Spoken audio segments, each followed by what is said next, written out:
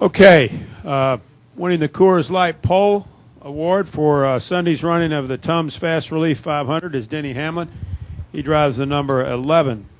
FedEx Express Toyota for Joe Gibbs Racing. And Denny, earlier today you said one thing you wanted to do was out-qualify Jimmy Johnson. Well, you've done that, so congratulations to that. And that's got to be a good step in the right direction because I know how important pit selection is here.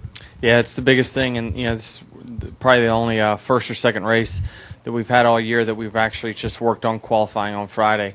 I know the 48 team does that a lot, and they typically out-qualify us every single week. So this is the first time for us doing that, and obviously we executed really well today. So it's object one is accomplished. We just got to move on and change our mindset from here on out to what's going to make our car last for 500 laps.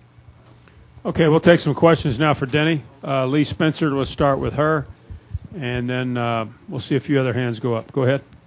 Lee Spencer, Fox Sports. They made some movement at RCR this week to change Harvick's pit crew around just to try to make that team as strong as it can possibly be for the final five races.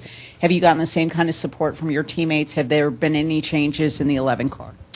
No, we've kept the same core group of guys for the last 4 years, really, of my career, and really, these are the same guys that I was probably complaining about earlier in my career, but they've just hit their stride, and I think it's just we've had the chemistry for so long now. We've just kept, even though we have strings of 2, 3, 4 bad weeks in a row where we had bad pit stops early in my career, we just figured that we had the right group of guys. It's just the chemistry, we needed to work on that part of it, and it seemed like it got better. So, but it definitely would, from our standpoint, if we were struggling in that area, a change like that would be open. We honestly, the 18 cars got great pit stops every single week, and they're one of the best on pit road. But my guys have really stepped up big time in the last 6 months or so. So the keeping them together paid off instead of the changing like we were thinking about doing years ago.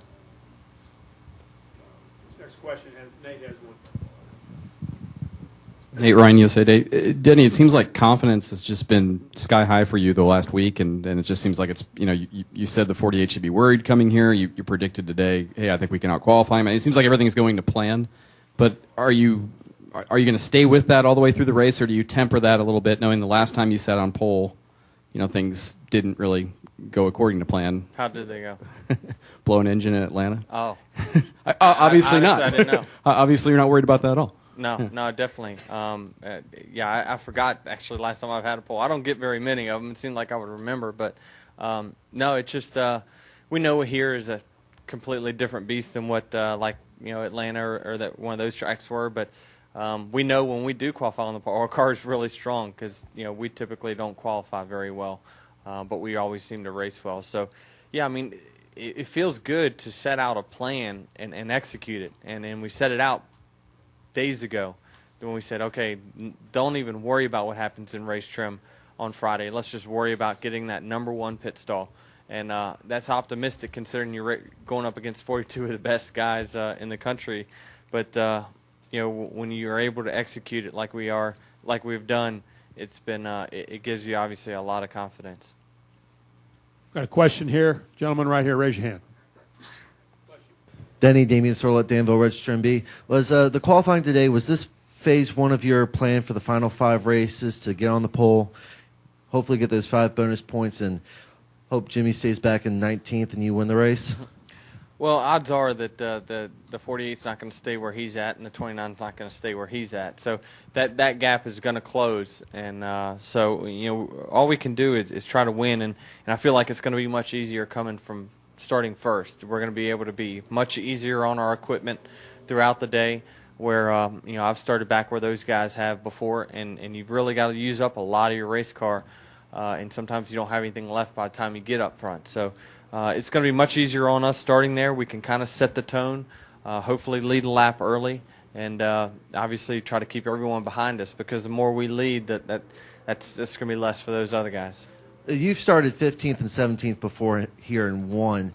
Does it help you to start up front since you seem to be the master of getting to the front without using up your stuff and having your car the best at the end of the race when it seems like the The past 2 races here, you've taken off there at the end. Yeah, I mean, I think it's just because I've saved so much, and you know, I did a lot at Richmond earlier this year.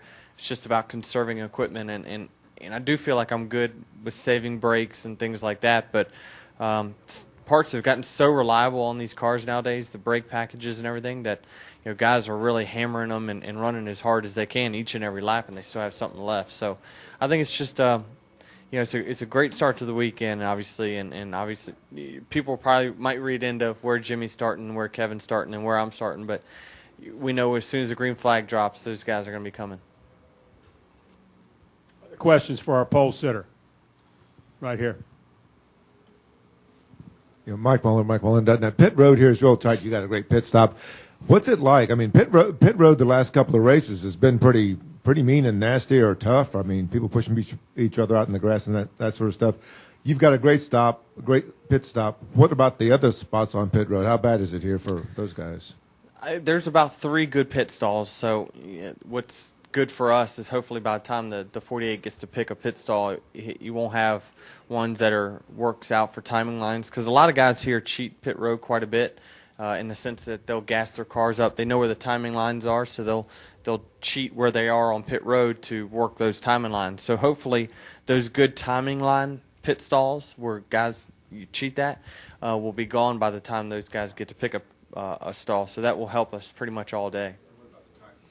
Well, if we stay up front, then we should have nobody in front of us when we're going into pit road, and obviously no one when we're leaving, because you know, the number 1 pit stall. So it's going to be important for us. That was our biggest thing. I think like the 11th pit stall out there was the second best one. So we wanted to be one of those 2 spots. Anything else for Denny? Okay, Denny, congratulations on winning the Coors Light Thanks. pole, and good luck on Sunday.